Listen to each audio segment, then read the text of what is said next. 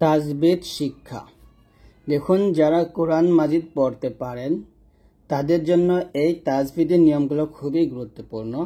তো এখানে মোট 30টা তাজবিদের নিয়ম আছে। তো যদি ভিডিওটা সম্পূর্ণ দেখেন তাহলে 30টা তাজবিদের নিয়ম খুব সুন্দরভাবে শিখতে পারবেন। আর এই 30টি তাজবিদের নিয়ম শিখতে পারলেই আপনারা খুব সুন্দরভাবে কোরআন মাজিদ সহি শুদ্ধ করে রিডিং পড়তে পারবেন। আপনারা অনেকেই কোরআন মাজিদ পড়তে পারেন, কিন্তু তাজবিদের নিয়মগুলো না শেখার কারণে আপনাদের পড়াটা সুন্দর হয় না বা শুদ্ধ হয় না। এখানে লেখা আছে ছন্দ। তাজবিদ হলো নিয়ম কানুন, শুদ্ধ তেলাওয়াতের দরকার হয়। তাজবিদ ছাড়া তেলাওয়াত করলে নামাজ বাতিল হয়ে যায়। অর্থাৎ আমরা যদি নামাজ আদায় করি, নামাজের মধ্যে কিন্তু আমরা সূরাগুলো পাঠ করি, তো প্রত্যেকটা সূরা কিন্তু আপনাকে তাজবিদ অনুযায়ী পড়তে হবে, তা না হলে আপনার নামাজ বাতিল হওয়ার সম্ভাবনা থাকবে। তো চলুন আমরা প্রথম যে তাজবিদের নিয়মটা শিখব সেটা হচ্ছে 1 নং তাজবিদ ওয়াজিব গুন্না। অর্থ নাকের মধ্যে গুনগুন করা আবশ্যক। অর্থাৎ নাকের মধ্য থেকে গুনগুন করে আমাদেরকে এই ওয়াজিব গুন্নাটা আদায় করতে হবে। যখন নুনের উপরে অথবা মিমের উপরে, নুনে অথবা মিমে তাসদিদ, এই যে তাসদিদ থাকলে আমাদের কি করতে হবে?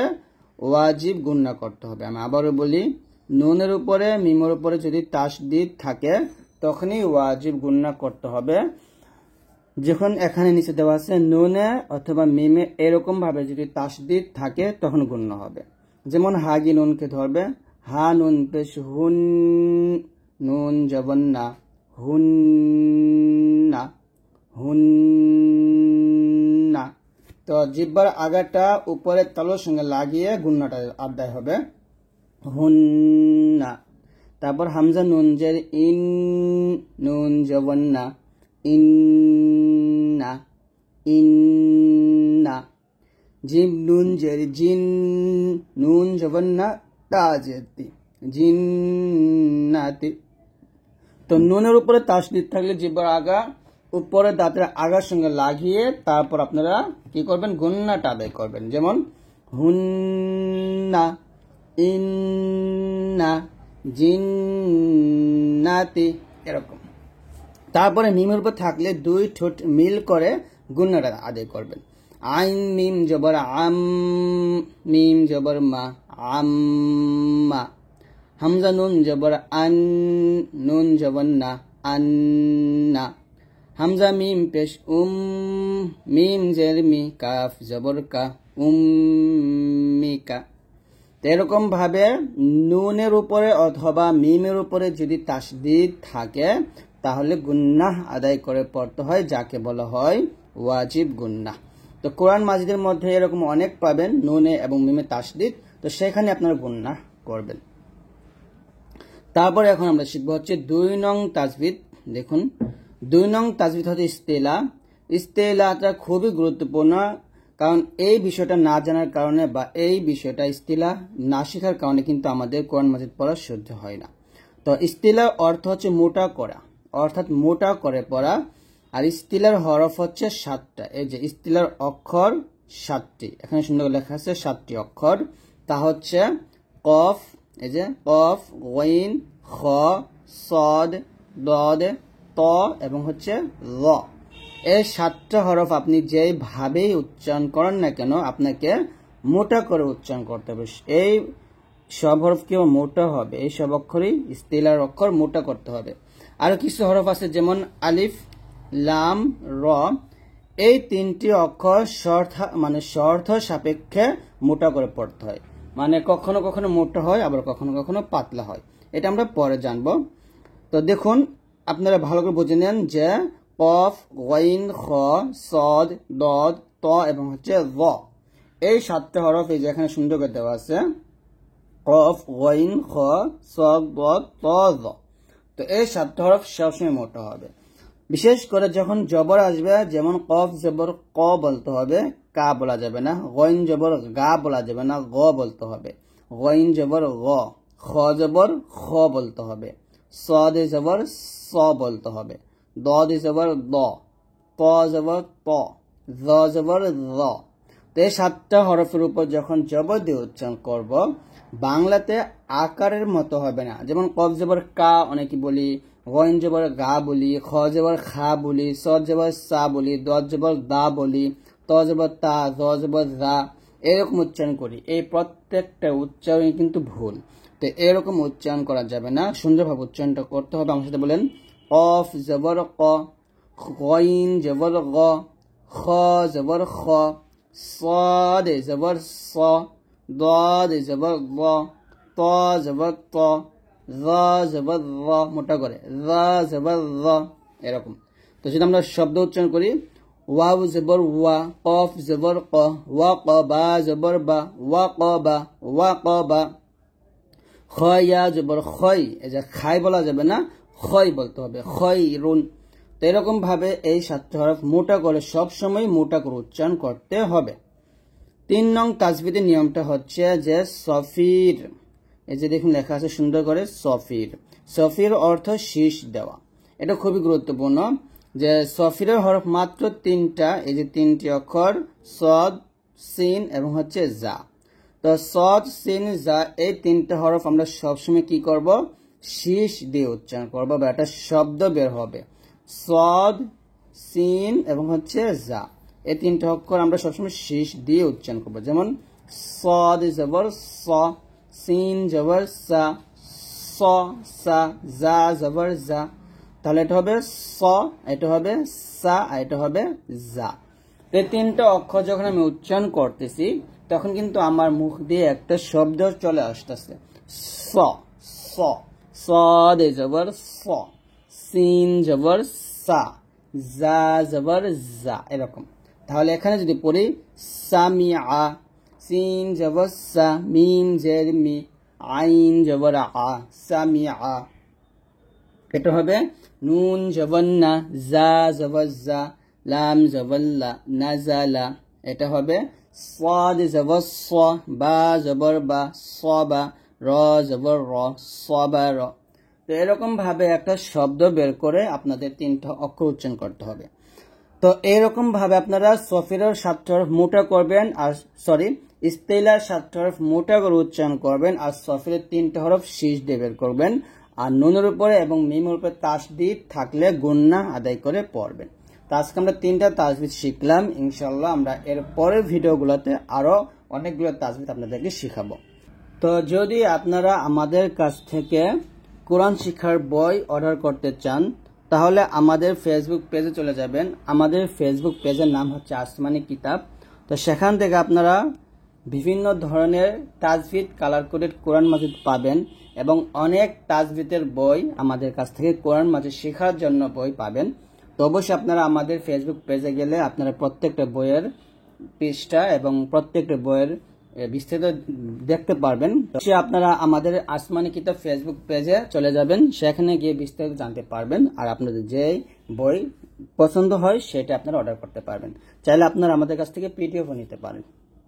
কোরআন মাজিদ শুদ্ধ করে পড়ার জন্য আপনাকে অবশ্যই মাখরাজ বুঝতে হবে, অর্থাৎ মাখরাজ কিভাবে উচ্চারণ করতে হয়, কোথা থেকে উচ্চারিত হয়, এই প্রত্যেকটা মাখরাজ আপনাকে বুঝতে হবে। তো আজকের এই ভিডিওতে আমি আপনাদেরকে প্রত্যেকটা মাখরাজ খুব সুন্দরভাবে শিখিয়ে দেব। দেখুন এখানে খুব সুন্দরভাবে চিত্রের মাধ্যমে দেওয়া আছে। তো অবশ্যই আজকের এই ভিডিও সম্পূর্ণ দেখবেন, একটু টানবেন না ইনশাআল্লাহ। তো প্রথমে আমরা 1 নম্বর মাখরাজ থেকে দেখি। এখানে দেখুন লেখা আছে,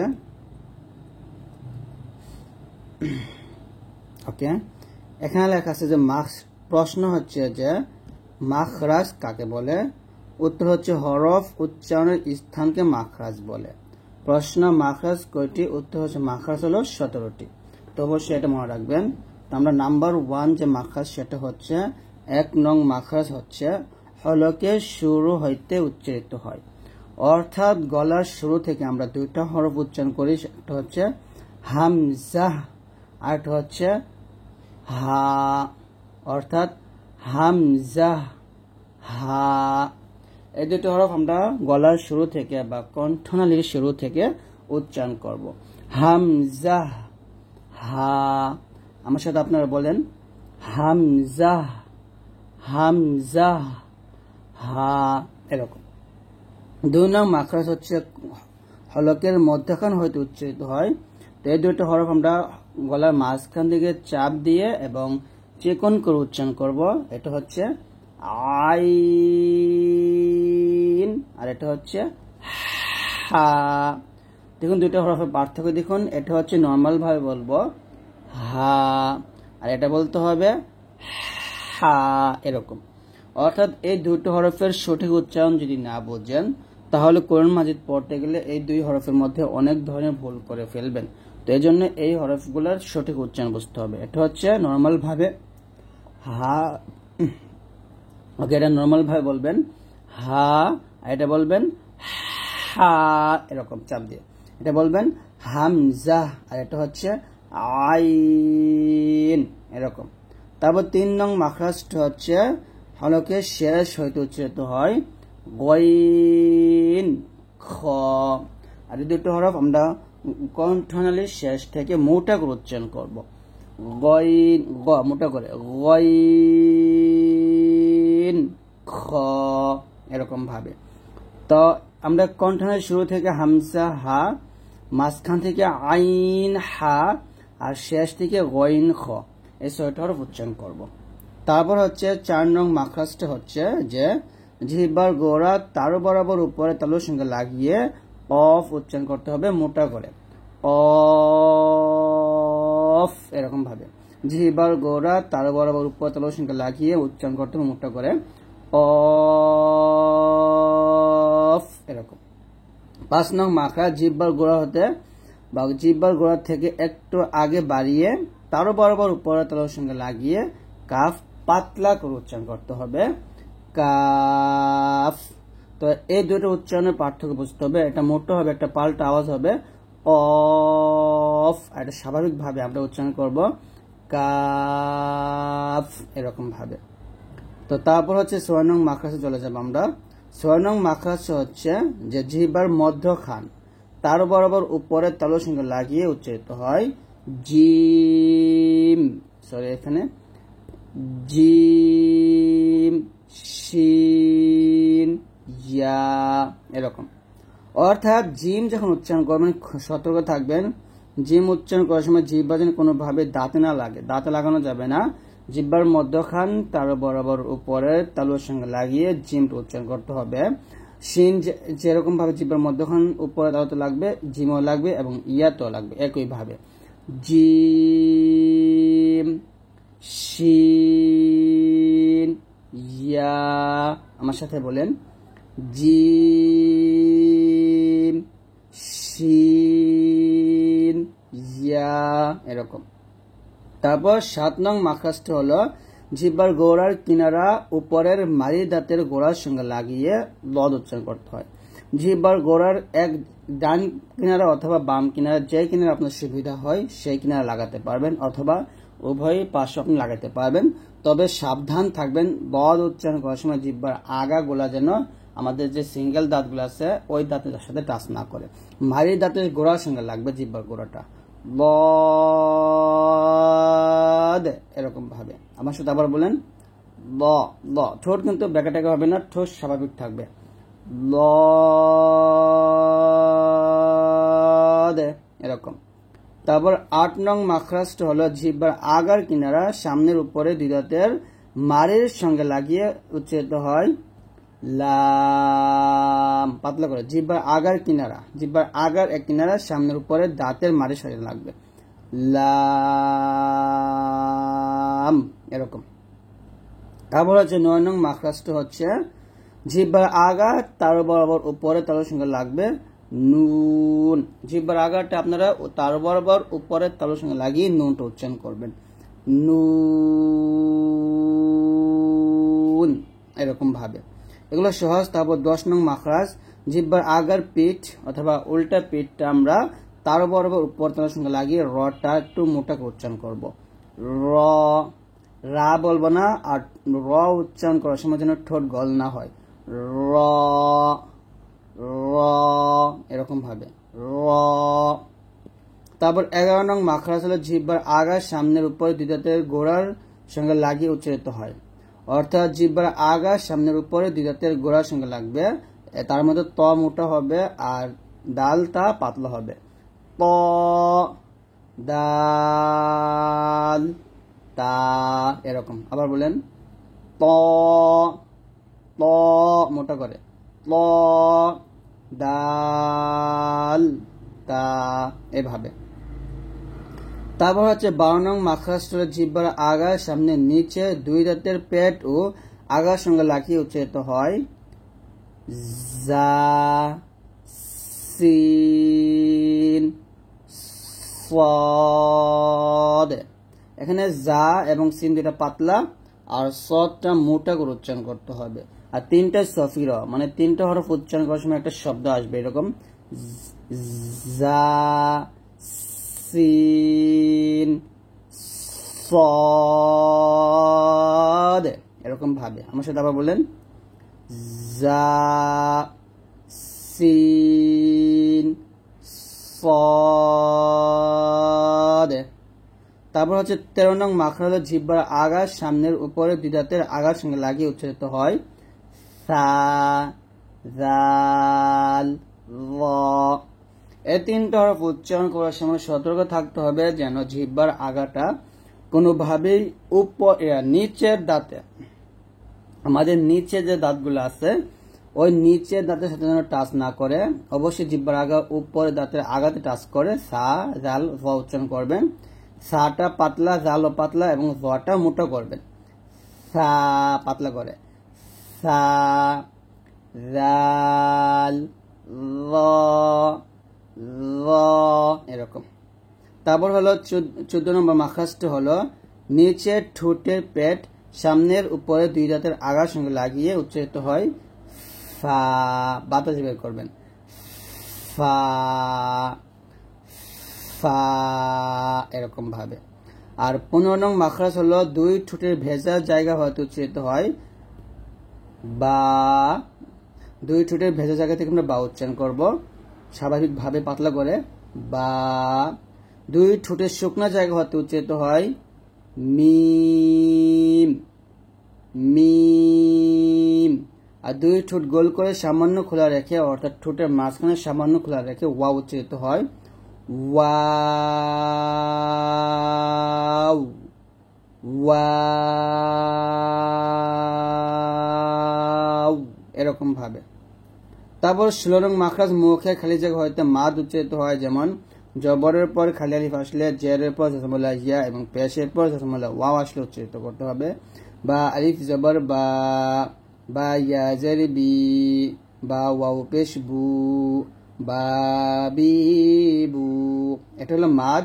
মাদের হরফ হলে এক আলিফ টান হবে। কত আলিফ? এক আলিফ টান হবে, মনে রাখবেন। আর 17 নং মাখরাজ হলো নাকের বাসি হইতে গুন্না উচ্চারিত হয়।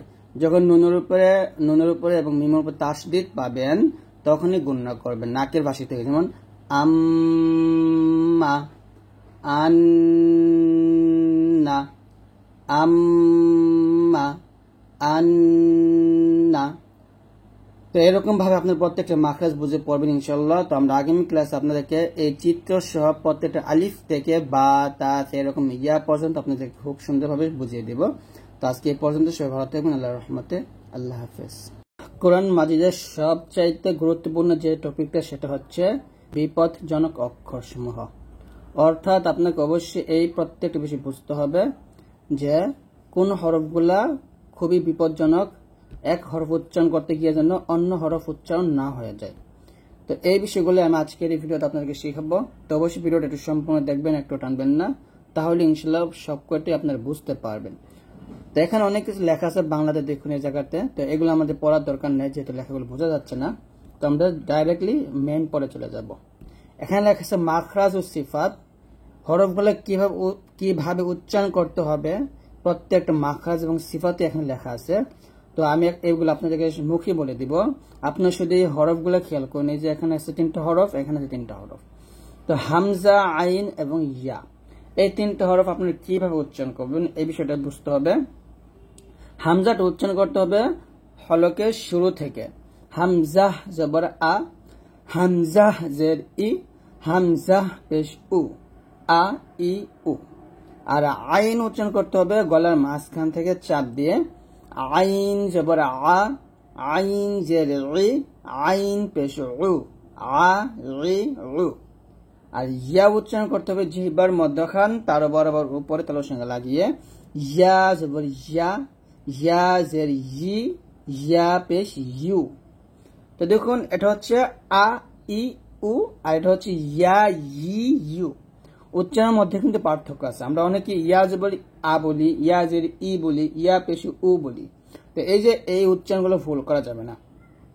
তো আমি আবার বলছি, হলকের শুরু থেকে আমরা হামজাটা করব আ ই উ, আর আইন একটু চাপ দিতে হবে গলার মাঝখান থেকে আ রি উ। আর ইয়া গলা থেকে উচ্চারণ হবে না, ইয়া আসবে জিহ্বার মধ্যখান উপরে তালুর সঙ্গে লাগিয়ে ইয়া ই ইউ এরকম। আর আইনের উপর যখন সাকিন থাকবে তখন উচ্চারণটা হবে হামজা আইন জবর আ, আ, হামজা আইন জের ই, ই, আর হামজা আইন পেশ উ, উ। আর ইয়াটা হবে আই, ই, উই। জের পর ইয়া সেকেন্ড আসলে এটা মাদ হবে, ই আগে টান হবে, ঠিক আছে। আর জবর পর ইয়া সেকেন্ড আসলে লিন হবে, আই তাড়াতাড়ি পড়তে হবে। তারপর আসেন বা এবং ওয়া উচ্চারণ নিয়ম। দেখুন বা হবে দুই ঠোঁট মিল করে, বাজের বি, ঠিক আছে। আর ওয়াউট হবে দুই ঠোঁট গোল করে, ওয়াও জের উই, উই। বা হবে বাজের বি, আর ওয়াউট হবে ওয়াও জের উই। পেশ দিয়ে উচ্চারণ করলে বা পেশ বু, আর ওয়া উচ্চারণ করলে ওয়াও পেশ বু, বু। ঠোঁটের মাঝে গোল থাকবে, বাটা দুই ঠোঁট মিলে যাবে, বা পেশ বু। আর ওয়াওটা ঠোঁট থেকে উচ্চারণ করতে হবে, বাট মাঝখানে ফাঁকা থাকবে, ওয়াও পেশ বু এরকম, ওয়াও পেশ বু। এখন আসেন তা এবং ত। দেখুন এখানে এই যে বাঁকার চিহ্ন আছে, দেখেন এই বাঁকা চিহ্ন দিয়ে বোঝানো হচ্ছে এগুলো হলো বিপজ্জনক অক্ষর বা এগুলো হলো কঠিন অক্ষর। তাটা পাতলা হবে, তা জবর তা, তা জের তি, তা পেশ তু, তা তি তু পাতলা। আর তটা মোটা করতে হবে, ত জবর ত, ত জের তই, ত পেশ তু, ত তুই তু। তাটা পাতলা, তা তি তু। আর তটা হবে ত তুই তু, ত তুই তু এরকম। তা হবে তা তি তু, আর হবে ত তুই তু। যখন জজম আসবে তাটা হবে হামস, আত, ইট, উত। আর তটা আসবে কলকলা, আত, ইত, উত। তা হবে আত, ইট, উত। আর ত হবে আত, ইত, উত। 4 নম্বর হচ্ছে সা এবং সিন। সা এবং সিন উচ্চারণ করার নিয়ম হচ্ছে, সা হবে জিহ্বার আগা উপরে দাঁতের আগার সঙ্গে লাগিয়ে, সা পাতলা হবে। আর সিন হবে জিহ্বাটা নিচের মাঝে লাগিয়ে, সিন এরকম। তাহলে এটা হবে সা জবর সা, সা জের সি, সা পেশ সু। আর এটা হবে সিন জবর সা, সিন জের সি, আর সিন পেশ সু, সা সি সু। আর সদ হবে মোটা করে, সদ জবর স, স এরকম, সদ জের সই, সদ পেশ সু, স সই সু। তাহলে সাটো হবে সা সি সু, সিনটা হবে সা সি সু, আর সদ হবে স সই সু, ঠিক আছে। সদ মোটা করতে হবে। এখানে সিন এবং সদের মাখরাজ যদিও এক, সিন পাতলা সদ মোটা। সারে দেখুন হবে যখন সাকিন দিলে আস, ইস, উস। আর সিন হবে আস, ইস, উস। আর সদ মোটা করে অস, ইস, উস মোটা করে অস, ইস, উস এরকম ভাবে।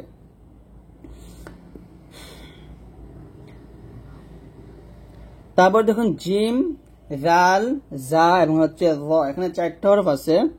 জিম জিব্বার মধ্যখান উপরে তালুর সঙ্গে লাগবে, যা, জি, জু। জিম দাঁতের সাথে কোনো সম্পর্ক নাই, জিম জবর যা, জিম জের জি, জিম পেশ জু, যা, জি, জু। আর জাল জিব্বার আগা উপরে দাঁতের আগে লাগবে, নিচে লাগানো যাবে না, উপরে দাঁতের আগায় পাতলা করে। জাল জবর জা, জাল জের জি, জাল পেশ রু, জা, জি, জু। আর যা উচ্চারণ করার সময় জিব্বাটা অবশ্যই নিচে লাগবে, যা জবর যা, যা জের জি, যা পেশ জু, যা, জি, জু। আর ওয়াটা অবশ্যই মোটো হবে, জালের মতো লাগবে, জিব্বা উপর দাঁতের আগে লাগবে, তবে মোটো হবে। র জবর র, র জের রি, র পেশ রু, র, রি, রু এরকম।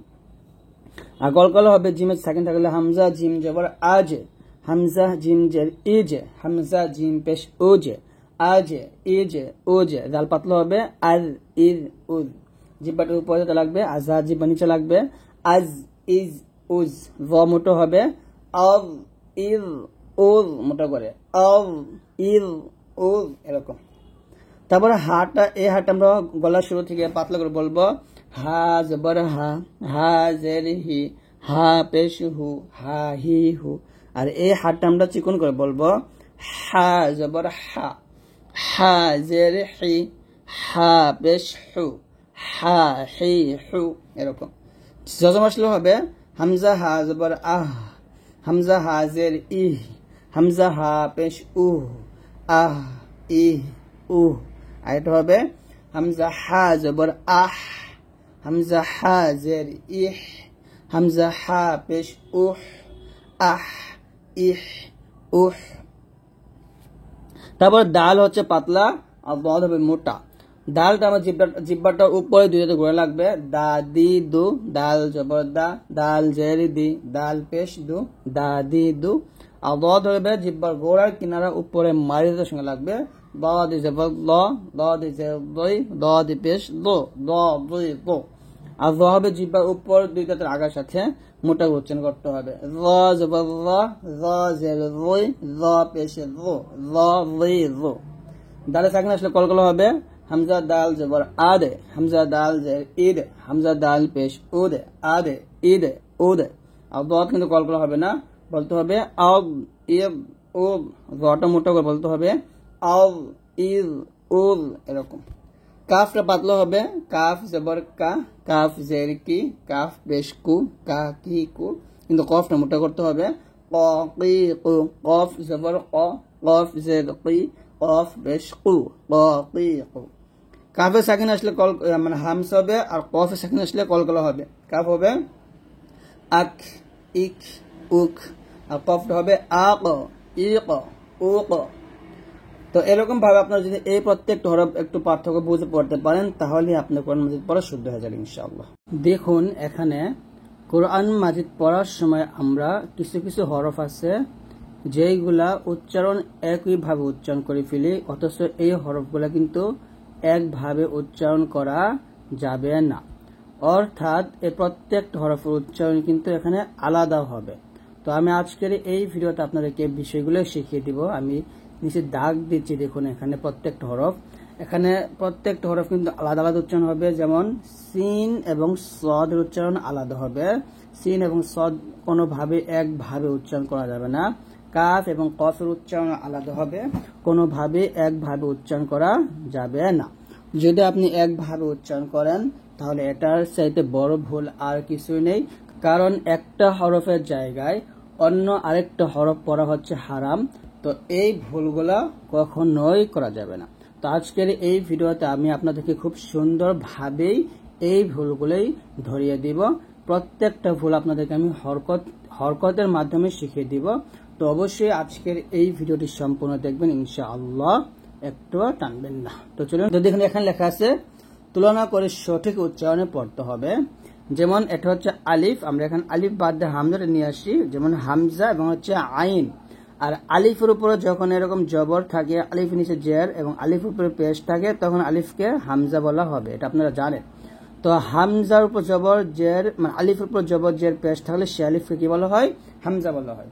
তো হামজার উচ্চারণটা আমরা কণ্ঠনালীর শুরু থেকে উচ্চারণ করি হামজা, আর আইনটা আমরা কণ্ঠনালীর মাঝখান থেকে চাপ দিয়ে উচ্চারণ করি আইন, এরকম। তো এখানে দেখুন হামজা জবর আ, লাম ইয়াজিল্লি একলি মাদ হবে, মিম দুই পেশ মুন, আলিমুন। তো এখানে আমাদের বিশেষ শিক্ষা হচ্ছে যে হামজার উচ্চারণটা এবং আইনের উচ্চারণটা, এই দুইটা উচ্চারণের মধ্যে কি পার্থক্য আছে, এই বিষয়টা আমাদের এখানে শেখার বিষয়। তো আলিমুন হবে হামজা জবর আ, লাম ইয়াজিল্লি মিম দুই পেশ মুন, আলিমুন। আর অন্যদিকে যদি আমি আইনের উচ্চারণটা করি তাহলে এখানে একটু চাপ দিতে হবে, আইন জবর আ, আ আ, লাম ইয়াজিল্লি মিম দুই পেশ মুন, আলিমুন। তাহলে এখানে এটা হবে আলিমুন আর এটা হবে আলিমুন, এরকম ভাবে। তার মানে আইনটা যখন আমরা বলবো একটু চাপ দিয়ে চিকন করে বলবো। এটা হচ্ছে আলিমুন আর এটা আলিমুন এরকম। তারপরে দেখুন, আপনারা যদি এই যে এরকম বই নিতে চান তাহলে আপনারা আমাদের ফেসবুক পেজে চলে যাবেন, আসমানি কিতাব লেখলেই পাবেন ফেসবুকে গিয়ে, অথবা এই ভিডিও ডিসক্রিপশনে আমার ফেসবুক পেজ দিয়ে দিছি। আর পেজ থেকে আপনারা আমাদের বইগুলো অর্ডার করতে পারেন। আর এই বইটা নিতে চাইলে আপনারা আমার হোয়াটসঅ্যাপে নক দিন, এই বইটার একটা স্ক্রিনশট আমাকে পাঠান, তাহলে আপনাদের কাছে বই চলে যাবে। তো দেখুন এখানে ইয়া হামজা জবর ইয়া ধাক্কা দেবেন, ইয়া মিম পেশ মু র পেশ রু, তাহলে হবে ইয়া মুরু, ইয়া মুরু। আর আইনকে যখন আমি সাকিন দিয়ে পড়বো, আইনের উপর যখন আমি সাকিন দিব তাহলে হবে ইয়া আইন জবর ইয়া, ইয়া ইয়া ইয়া মুরু, ইয়া মুরু। এটা হচ্ছে ইয়া মুরু আর এটা ইয়া মুরু। দেখুন উচ্চারণ দেখেন কতটা পার্থক্য, ইয়া মুরু, ইয়া মুরু। এটা হবে যা আ আর এটা যা আ, যা আ আইন জবর আ, যা আ। আর এটা যা আ, যা আ। তো আশা করছি আপনারা এখানে আইন এবং হামজার উচ্চারণের পার্থক্য বুঝতে পারছেন, সাকিনটা বুঝতে পারছেন। দেখুন সাকিনটা আবারও ইয়া হামজা জবর ইয়া, মিম পেশ মু র পেশ রু, ইয়া মুরু। আর আইনটা হবে ইয়া মুরু, ইয়া মুরু এরকম। তারপর আমরা যাব হচ্ছে তা এবং ত, এই দুইটা বিষয় খুবই গুরুত্বপূর্ণ। দেখুন এখানে তাটা পাতলা হয় আর তটা মোটা হয়, যেমন তা বা, আর এটা হবে ত বা। তা পাতলা হবে তা বা এক লিপটান দিয়ে, তা বা, এটা প বা এক লিপটান দিয়ে, প বা। তারপরে তালাকিন, তলাকিন, তালাকিন, তলাকিন। কফ জবর ক, নুন জবর না, কনাতা আর কনাত। তো আমরা তো এখানে জবর দিয়ে দেখলাম, এখন জের দিয়ে দেখলে হবে। যদি আমরা এখানে জবর দিই, তা জবর তা, আমি একটু কালো কালো দিয়ে দিই। দেখুন জবর দিলে হবে তা জবর তা, এটা হবে প জবর প মোটা করে, প জবর প। আবার বলেন তা জবর তা, প জবর প, তাজের তি, পজের তৈ, তা পেশ তু, প পেশ তু এরকম। ঠিক একইভাবে আমরা হামজাটা দেখি যে হামজা জবর আ, আইন জবর আ, হামজা জের ই, আইন জের ই, হামজা পেশ উ, আইন পেশ উ এরকম ভাবে পড়তে হবে। তারপর হচ্ছে সা এবং হচ্ছে সিন, এই দুটো হরফের মধ্যে বিশাল পার্থক্য আছে। সেটা হচ্ছে সাটা আমরা জিহ্বার আগা উপরে দাঁতের আগার সঙ্গে লাগাবো, পাতলা করে উচ্চারণ করবো। আর সিনটা জিহ্বাটা নিচে দাঁতের মাঝে লাগবে, নিচে দাঁতের মাঝখানে লাগবে। যেমন এটা হবে সা জবর সা, আর এটা হবে সিন জবর সা। তো এখানে যখন কাপ জবর কা, সা জবর সা, কাসা বা জবর বা, কাসা বা। আর এটা হবে কাসা বা। সাটা কিন্তু জিহ্বাটা উপরে দাঁতে আগে লাগছে, উপরে দাঁতে কাসা বা, এটা কাসা বা। সানিয়াতান, সানিয়াতান, সুরন, সুরন এরকম। তো সাটা আমরা জিহ্বাটা নিচে লাগাবো, সরি সাটা জিহ্বাটা আমরা উপরে দাঁতে লাগাবো, আর সিন জিহ্বা নিচে দাঁতে লাগবে। দেখুন খুবই গুরুত্বপূর্ণ দুটো হরফ, হা এবং হচ্ছে হা। এই দুটো হরফ আমরা মারাত্মক ভুল করি সবসময়। দেখুন এটা হচ্ছে হা, নর্মাল হা। এই হাটা যখন আমরা উচ্চারণ করবো, হা জবর হা, হা জের হি, হা পেশ হু, নর্মাল ভাবে আমরা উচ্চারণ করব। আর এই হাটা যখন উচ্চারণ করবো তখন চাপ দিয়ে হা জবর হা, হা জের হি, হা পেশ হু, হা হি হু এরকম। তো এখন সাকিন আসলে হবে আহ লান, আর এটা হবে আহ লান। দেখুন এটা হচ্ছে আহ লান, আর এটা আহ লান। ইয়াহ বিতু, আর এটা ইয়াহ বিতু। হারির, আর এটা হারির। তার মানে এই হাটা আমরা একটু চাপ দিব, এই চিকন এটাকে চিকন হা বলে, আর এটা নর্মাল ভাবে আমরা উচ্চারণ করবো। তারপর দেখুন গুরুত্বপূর্ণ হরফ দাল এবং দদ, দুটোর মধ্যে বিশাল পার্থক্য আছে। ডালটা জিহ্বার আগা সামনের উপর দুইটাতে ঘুরে লাগবে পাতলা ডাল, আর দদটা কিন্তু জিহ্বার আগা আমাদের সামনের যে দাঁতগুলো আছে ওই দাঁতের সাথে লাগানো যাবে না, দদ মোটা করতে হবে। তার মানে এখানে বলতে হবে দা দি দু, আর এটা বলতে হবে দ দি দু, দা র, এটা দ র। নাদাত, নাদত, বাদা, বাদ, এরকম। তারপর আমরা দেখি কি হরফ আছে। হ্যাঁ, গুরুত্বপূর্ণ হরফ হলো জাল এবং হচ্ছে র। দেখুন জালটা এখানে পাতলা, জা, জি, জু, আর রটা মোটা হবে, র, র। তার মানে দুটা মাখরাজ একই, জিহ্বার আগা উপর দাঁতের আমরা আগা লাগাবো, তবে জাল পাতলা করব, রটা মোটা করব। যেমন শাযযা, শাররা, নাযারা, নাযারা, যাল্লা, যাল্লা, এরকম। তারপরে সিন এবং শিন এই দুটো তো আলাদা, এই দুটোর মধ্যে কোনো মিল নাই। সিন যেমন সাদ্দা, এটা সাদ্দা, সাতর, সাতর, সালা, শালা, এটা দুটো আলাদা, এখানে মিল হবে না। তারপর সিন এবং সদ এই দুটোর মধ্যে আমরা মারাত্মক ভুল করি। সিন এবং সদ দুটো একইভাবে জিহ্বার আগা, সামনে, নিচে, মাঝখানে লাগবে, তবে এখানে সিনটা পাতলা হবে, সদটা হবে মোটা। তাহলে আমরা হরকত দিয়ে উচ্চারণ করলে হবে সিন জবর সা, সিন জের সি, সিন পেশ সু। এটা হবে সদ জবর স, সদ জের সই, সদ পেশ স, এরকম। তারপর হারসা, হারস, সাব্বাহা, সব্বাহা, সুরিন, সুরিন, এটা হলো সুরিন, এটা সুরিন। সদ, এটা সদের একটা ভাব নিয়ে এসে সদ উচ্চারণ করতে হবে। দদ এবং দ দুটোর মধ্যে অনেক তফাৎ। দদ হলে জিহ্বার গোড়ার কিনারা উপরের মাঝের সাথে লাগবে, আর জালটা জিহ্বার আগা, সামনের উপরের দুই দাঁতের আগার সাথে লাগবে। তাহলে এখানে দদটা হবে এরকম, দদ জবর দ, দদ জের বই, দদ পেশ ব, আর রটা মোটা করে র জবর র, র জের বই, র পেশ ব, এরকম মোটা উচ্চারণ করতে হবে। তো যেমন দন্না, দন্না, নাযিরাতুন, নাযরাতুন। তারপরে দনিনিন, দনিনিন, এরকম। তারপর গুরুত্বপূর্ণ দুটো হরফ হচ্ছে কাফ এবং কফ, এই দুটো আমরা খুবই ভুল করি। এখানে কাফটা পাতলা, কফটা মোটা। কাফটা হবে কাদার, আর এটা হবে কদার, আকবার, আকবার। এখানে কাফটা হবে হামস, মানে এখানে বাতাস বের হবে কাফের ক্ষেত্রে, আর কফের ক্ষেত্রে কিন্তু বাতাস না, এটা হলো কলকলা হবে, এটা হবে আকবার, এটা আকবার, হাক্কা, হাক্ক, এরকম। জা এবং র, জাটা জিহ্বাটা নিচে দাঁতে লাগবে, যেমন জাল্লা, আর রটা উপরে দাঁতের আগে লাগবে মোটা করে, ওয়াল্লা, জাল্লা, ওয়াল্লা। হাফিজুন, হাফিজুন, জুহুরুন, যুহুরুন।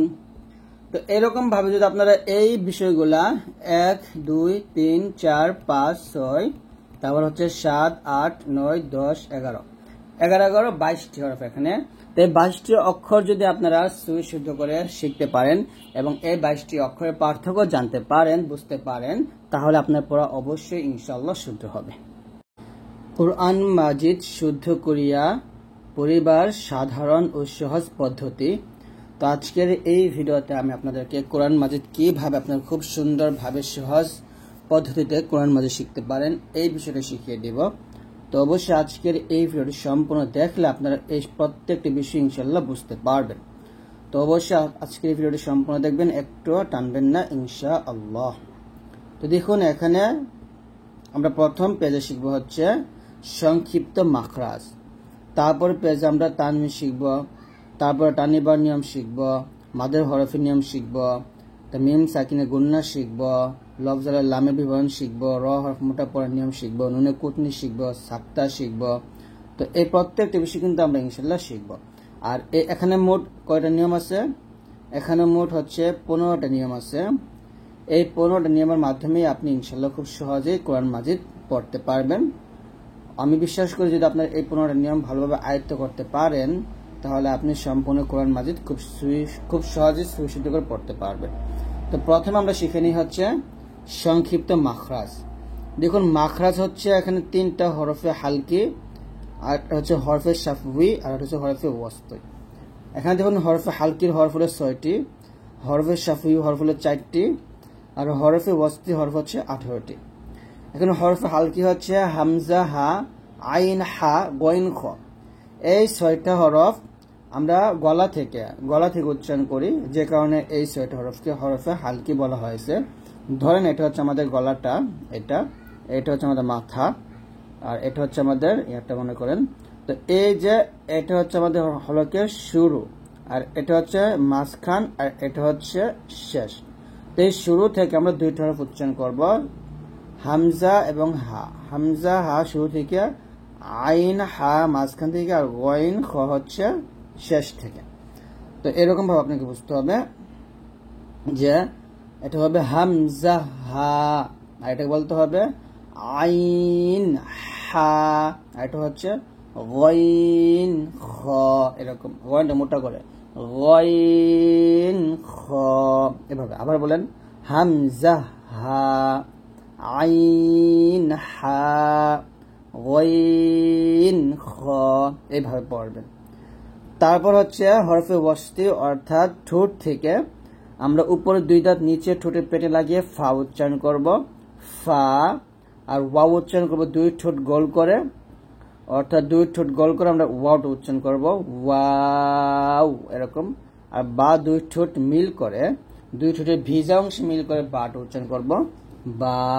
আর মিম দুই ঠোঁটের শুকনো অংশ মিল করে মিম উচ্চারণ করব, মিম, এরকম ভাবে। তারপর হচ্ছে 3 নম্বর হরফে ওয়াসতি হলো 18টি হরফ। আমি প্রত্যেকটা হরফ মাখরাজ বলে দিচ্ছি। কফ জিহ্বার গোড়া তার বরাবর উপর তালুর সঙ্গে লাগিয়ে কফ উচ্চারণ করতে হবে, কফ। কাফ আমরা জিহ্বার গোড়া হতে একটু আগে বাড়াবো, তার বরাবর উপরে তালুর সঙ্গে লাগাবো, পাতলা করে উচ্চারণ করব, কাফ। জিম শিন ইয়া এই তিনটা মাখরাজ হলো জিহ্বার মধ্যখান তার বরাবর উপরে তালুর সঙ্গে লাগবে, জিম শিন ইয়া, এরকম।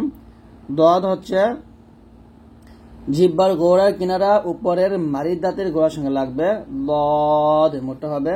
লাম জিহ্বার আগার কিনারা উপরের মারির দাঁতের গোড়ার সঙ্গে লাগবে, পাতলা হবে, লাম। নুন জিহ্বার আগা তার বরাবর উপরে তালুর সঙ্গে লাগবে, জিহ্বার আগা তার বরাবর উপরে তালুর সঙ্গে লাগবে, নুন। র জিহ্বার আগার উল্টা পিঠ তার বরাবর উপর তালুর সঙ্গে লাগবে, র, এরকম। তো এই 4টি হরফ গেল। এই 4টি হরফ কিন্তু জিহ্বার আগা আর জিহ্বার কাজ, আর তালু আর দাঁতের কাজ। তারপর হচ্ছে ত দাল তা, এই 3টি হরফ আমরা এক জায়গা থেকে উচ্চারণ করব, জিহ্বার আগা সামনের উপরে দুই দাঁতের গোড়ার সঙ্গে লাগিয়ে ত দাল তা উচ্চারিত হয়। তারপর হচ্ছে সদ সিন জা, এই 3টে হরফ এক জায়গা থেকে উচ্চারণ করতে হবে, জিহ্বার আগা সামনের নিচের দুই দাঁতের মাঝখানে লাগিয়ে সদ সিন জা উচ্চারণ করতে হবে। তারপর এই 3টে হরফ আমরা জিহ্বার আগা সামনের উপরে দুই দাঁতের আগার সঙ্গে লাগিয়ে ল জাল সা উচ্চারণ করব। তারপর হচ্ছে 4 হচ্ছে মুখের খালি জায়গা হইতে মদের হরফ পড়া যায়।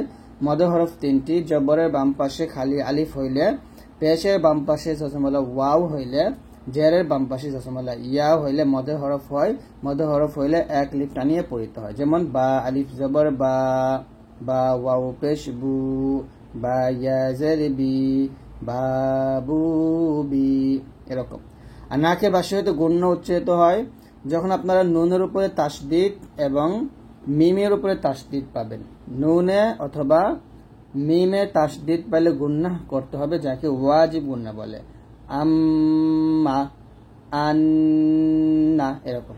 এই হলো আমাদের মাখরাজের নিয়মগুলো গেল। এখন হচ্ছে খুবই গুরুত্বপূর্ণ বিষয়, সেটা হলো তামিজে হরফ, অর্থাৎ কতিপয় হরফে পার্থক্য।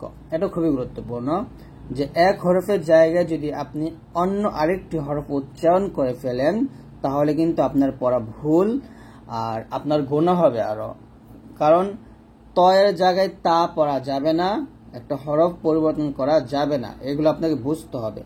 যেমন এখানে তা এবং ত, এখানে তটা হবে মোটা, তটা যখন উচ্চারণ করবেন মোটা করে উচ্চারণ করতে হবে, আর তাটা চিকন মানে পাতলা উচ্চারণ হবে। উচ্চারণ যেমন তা, আর এটা হবে ত, এরকম, তা ত, এরকম ভাবে। তারপর দেখুন হা, হলকের মধ্যখান হইতে আওয়াজকে চাপাইয়া উচ্চারণ করতে হবে, আর এই হা হলকের শুরু হইতে সহজ আওয়াজে উচ্চারিত হবে। তো এটা হবে হা, আওয়াজকে চাপ দিয়ে হা, আর এটা নর্মাল ভাবে হা, এরকম ভাবে আমরা উচ্চারণ করব। তারপর হচ্ছে জা এবং জিম, জিম হলো শক্ত এবং মজবুত আওয়াজে, আর যা পাখির মতো সি আওয়াজে উচ্চারিত হয়। এখানে বুঝে নেন মাখরাজটা খেয়াল করুন। জিমের মাখরাজ হলো জিহ্বার মধ্যখান তার বরাবর উপরের তালুর সঙ্গে লাগবে। তার মানে জিম যখন উচ্চারণ করবেন দাঁতের সাথে কোনো সংযুক্ত নেই, দাঁতে লাগবে না, জিম এরকম। আর যাটা হচ্ছে জিহ্বাটা নিচে দাঁতে লাগবে, কোথায়? নিচের দাঁতে, যা এরকম ভাবে। আসলে বুঝতে পারছেন। তারপর হচ্ছে সা সিন সদ, এই তিনটা হরফ। দেখুন সদ এখানে মোটা হবে, সিন হবে চিকন, আর সা হবে নরম। অর্থাৎ সিনটা আমরা পাতলা করব, সাটা নরম করব। এখানে মাখরাজেরও কিন্তু ব্যাপার স্যাপার আছে। সদ এবং সিন এই দুটো মাখরাজ এক, জিহ্বার আগা নিচে দাঁতে লাগবে, নিচে দাঁতে, জিহ্বার আগা নিচে দাঁতে মাঝে লাগবে, সদ। আর এটা হচ্ছে সিন, সদ মোটা হবে, সিন পাতলা হবে। আর সাটা যখন উচ্চারণ করবেন জিহ্বাটা নিচে দাঁতে লাগানো যাবে না, জিহ্বার আগাটা উপরে দাঁতের আগে লাগিয়ে পাতলা করে উচ্চারণ করতে হবে, সা এরকম ভাবে, সা। তারপর হচ্ছে দাল এবং জ এবং দদ। দেখুন দদ হলো জিহ্বার গোড়া হইতে মোটা আওয়াজে উচ্চারণ করতে হয় দদটা, আর জটা হচ্ছে জিহ্বার আগা হইতে, মানে জিহ্বার আগা উপরে দাঁতের আগার সঙ্গে লাগিয়ে মোটা আওয়াজে উচ্চারণ করতে হবে, আর দাল জিহ্বার আগা হইতে পাতলা আওয়াজে উচ্চারণ হবে। অর্থাৎ এখানে দালের মাখরাজ আলাদা, দদের মাখরাজ আলাদা, এবং জর মাখরাজও আলাদা। দদ হবে জিহ্বার গোড়ার কিনারা উপরের মারি দাঁতের গোড়ার সঙ্গে লাগবে, বদ। আর র হবে জিহ্বার আগা সামনের উপরে দুই দাঁতের আগার সঙ্গে লাগিয়ে মোটা করে, র। আর দাল জিহ্বার আগা সামনের উপরে দুই দাঁতের গোড়ার সঙ্গে লাগিয়ে পাতলা উচ্চারণ করবেন, দাল এরকম। তারপর জ এবং হচ্ছে জাল, এই দুটোর মধ্যে জ হবে মোটা এবং জাল হবে চিকন বা পাতলা। দুটো মাখরাজ একই, জিহ্বার আগা সামনের উপরে দুই দাঁতের আগার সঙ্গেই লাগবে। এটা হবে জ, আর এটা হবে জাল, পাতলা করে। তারপর হচ্ছে কাফ এবং কফ। কফ মোটা এবং কাফ হবে চিকন। কফটা এরকম হবে কফ, আর কাফটা পাতলা হবে কাফ এরকম। তারপর হচ্ছে মিম বা ওয়াও। আগে বলছি ওয়াও দুই ঠোঁট গোল করিয়া বা দুই ঠোঁটের ভিজা জায়গা হইতে, মিম দুই ঠোঁটের শুকনো জায়গা হইতে উচ্চারিত হয়। বুঝতে পারছেন? তাহলে এটা হবে মিম বা ওয়াও।